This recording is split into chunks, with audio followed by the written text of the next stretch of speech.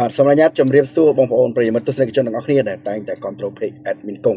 ហើយសម្រាប់វីដេអូថ្ងៃនេះក៏ដូចជារដងដែរ admin មានតម្រុយបាល់ពីគូមកចែកជូនបងប្អូននៅក្នុង clip វីដេអូមួយនេះដើម្បីឲ្យបងប្អូនសម្រេចចិត្តក្នុងការវីដេអូជាមួយ admin ឬក៏អត់ហើយសម្រាប់ពីគូនេះបើ admin គិតឃើញទៅត្រូវបងប្អូនក៏អាចតាម admin បានណាហើយបើចង់បានគូផ្សេងៗទៀតបងប្អូនអាចធ្វើការ join group AKFC Sportive link នៅក្រោម profile របស់ admin ទាំងអស់គ្នាតោះកុំឲ្យខាតពេលវេលាសម្រាប់ពីគូថ្ងៃនេះជឿរឿងនៅក្នុងជម្រើសជាតិវគ្គជម្រើស World Cup នៅក្នុងទ្វីបអឺរ៉ុបដោយគូទី1រវាងជម្រើសជាតិកូប្រេអេស្ប៉ាញនឹងជួបជាមួយនឹងមន់តូរ៉េគីណាសម្រាប់ក្រុមទាំងពីរ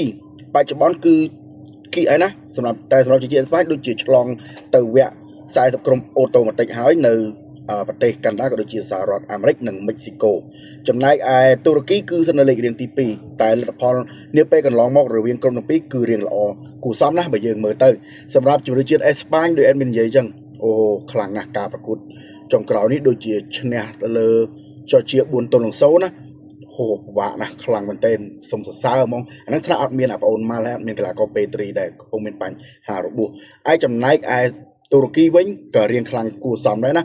ការប្រកួតចុងក្រោយដូចយកឈ្នះលើក្រុមជម្រើសជាតិ2-1នៅការប្រកួតចុងក្រោយហើយការជួបគ្នារវាងក្រុមទាំងពីរនេះបើយើងមើលការជួបគ្នាចុងក្រោយ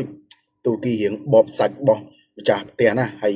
លេងទឹកដីតូរ៉េគីតែចាញ់រហូតដល់6-0ឲ្យអេស្ប៉ាញដូច្នេះហើយការលេងនៅក្នុងទឹកដីអេស្ប៉ាញជុំនេះច្បាស់ណាស់ពិតជាការងារពិបាកសម្រាប់ក្រុមភ្ញៀវតូរ៉េគីទៀតហើយអញ្ចឹងគូនេះ admin recommend ឲ្យបងប្អូនគ្រប់ត្រូលស្នេហាទៅលើជំនឿជាតិអេស្ប៉ាញជាចាស់ជំនឿអេស្ប៉ាញនឹងឈ្នះទៅលើក្រុមភ្ញៀវតូរ៉េគី3-0ចំណែកឯគូទី2រវាងជំនឿជាតិបាស៊ីកនឹងជួបជាមួយនឹង Liechtenstein សម្រាប់គូទាំងពីរបើយើងមើលតាមអណ្ដាប់ ranking គឺខុសគ្នារហូតដល់200លេខក៏ប៉ុន្តែបាស៊ីកជំនួបចុងក្រោយនេះជួបជាមួយ Kazakhstan ធ្វើមិនបានល្អទេបានត្រឹមតែស្មើ1-1តែប៉ុណ្ណោះហើយដែលការប្រកួតមុនហ្នឹងក៏ជាមិនសូវជាល្អអស្ចារ្យអីណាទេដូច្នេះហើយសម្រាប់គ្រាប់បាល់វិនិយោគនេះ admin សម្លឹងឃើញថា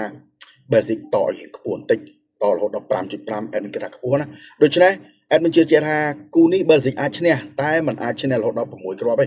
គូនេះយ៉ាងច្រើនអស់4-0អីដូច្នេះហើយ admin recommend ឲ្យបងប្អូនរងទៅលើក្រុមភ្ញៀវ Liechtenstein បានជឿជាក់ថាជំនេះអាចទប់ក្រុមម្ចាស់ផ្ទះត្រឹម4គ្រាប់មិនឲ្យលើសដល់6គ្រាប់ទេណា